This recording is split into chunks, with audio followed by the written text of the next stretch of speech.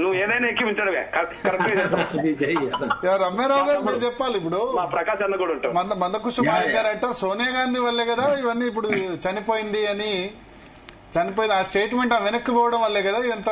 అది సోనియా గాంధీ వల్ల అనడం కరెక్ట్ కాదు ఏమో నా అభిప్రాయము. అంటే అన్నగారి ఎక్స్పీరియన్స్ ముందు నా రాజకీయం ఎంత గానీ, కాకపోతే ఆంధ్రోళ్ళ ఒత్తిడి ఏ రకంగా ఉండేది, ఆంధ్రోళ్ళ నుంచి విముక్తి పొందడానికి కోసమే మనం ఇన్ని పోరాటాలు చేసుకున్నాము.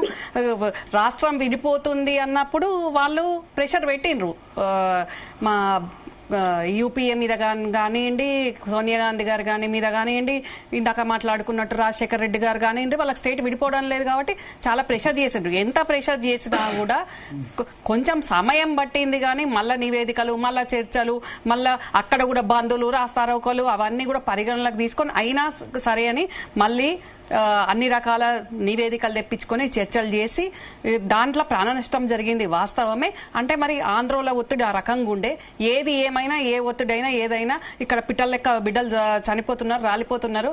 కాబట్టి ఖచ్చితంగా తెలంగాణ ఇవ్వాల్సిన ఆవశ్యకత అవసరము ఎంతైనా ఉంది. అది తెలంగాణ ప్రజల ఆచంచల ఆకాంక్ష కాబట్టి వాళ్ళ కళ సాకారం కావడానికి కోసం ప్రాణ నష్టం జరిగినా కూడా ఏది ఏమైనా అంతిమంగా సోనియా గాంధీ గారు తెలంగాణ ఇచ్చిండ్రు. ఈ వచ్చిన తెలంగాణలో కూడా ఇప్పుడు ప్యానెల్ పెద్దలందరూ మాట్లాడుతున్న వాళ్ళతో పాటు ప్రజలందరూ ముఖ్యంగా అమరులైన విద్యార్థులు వాళ్ళ దీక్షలు కానివ్వండి, ఉద్యోగుల సమ్మెలు కానివ్వండి, మళ్ళీ యువకుల ర్యాలీలు కానివ్వండి, ప్రజలు కానివ్వండి, కళాకారులు, మేధావులు ప్రతి ఒక్కరు కూడా దీంట్లో ప్రతి ఒక్కరి భాగస్వామ్యం ఉండి ప్రతి ఒక్కరి ఆకాంక్ష ఉండి అందరి తోడ్పాటు అయితేనే ఏ ఒక్కరో దీక్ష చేస్తానో, ఏ ఒక్కరో పోరాటం చేస్తానో, ఏ ఒక్క పార్టీ ఉంటేనో కాదు, అందరి ఆకాంక్ష అక్కడ ప్రజాశక్తి అనేది ఏ రకంగా ఉంటది అనేది దానికి ఉదాహరణ నిదర్శనం కాబట్టే తెలంగాణ రావడం జరిగింది.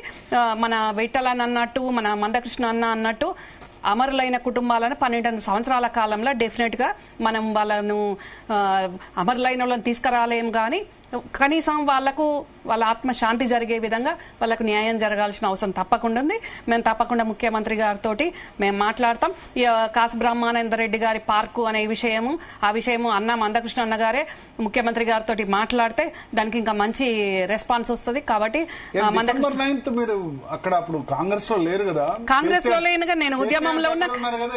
ఉద్యమంలో ఉన్నారు. ఏం జరిగింది నవంబర్ ఆ డే మటుకు నేను కరీంనగర్ లో ఉన్నాను. 4 days ముందు కేసీఆర్ గారిని నిమ్స్ లో చూసి నేను కరీంనగర్ లో ఉన్నాను. ఆ ప్రకటన వచ్చినప్పుడు నిజం చెప్పాలంటే డిసెంబర్ 4th 5th చూశాను. మాట్లాడాను బాబాయ్ తోటి మాట్లాడలేదు. ఇంకా ఆయన చూసిండ్రు, నేను ఏం కాదు నాకు అని చెప్పడం జరిగింది.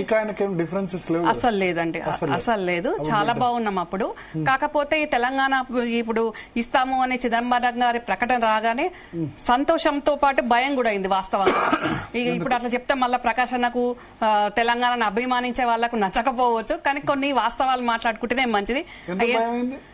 డెఫినెట్ గా రేపు మరి ఏం జరగబోతుందో, మరి ఇంత కష్టపడి తెచ్చుకున్న తెలంగాణను మరి ఏ రకంగా జరగబోతుంది మరి అనేది కొంచెం, ఎందుకంటే ఇంటర్నల్ గా చూసిన దాన్ని కాబట్టి నాకు కొంచెం భయం వేసింది. అది ఇప్పుడు నిజమైంది. అంతే. ఏంటంటే తెచ్చుకుంటే తెలంగాణ ఏమవుతుంది అనుకున్నారు అంటే మరి మాకు ఇచ్చిన కాంగ్రెస్ ప్రభుత్వం వస్తుందా, తెచ్చిన కేసీఆర్ గారు పరిపాలిస్తారా?